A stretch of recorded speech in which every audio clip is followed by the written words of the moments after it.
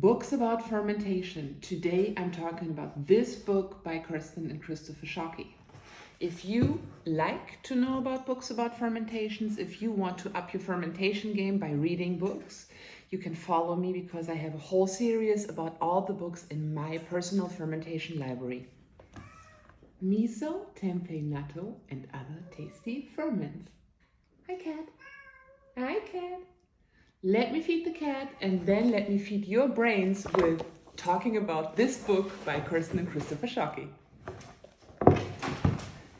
From my fermentation library, here's a book that talks about fermenting grains and beans. And if you have tried doing so, you know it's a whole different story than lacto fermentation or making vinegars or alcohols.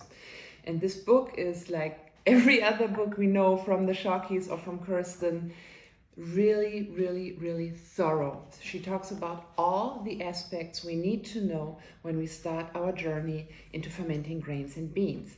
And as it says, Miso, Tempeh, Natto, and other tasty ferments, I can show you a little insight what this is all about.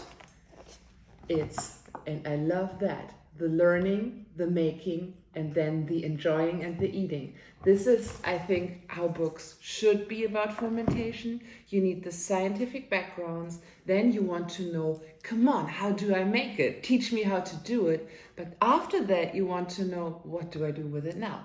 So this is a book that does all that, and I have learned a lot from this book, and I have also used it many times to make my own ferments and recipes. Another book I recommend.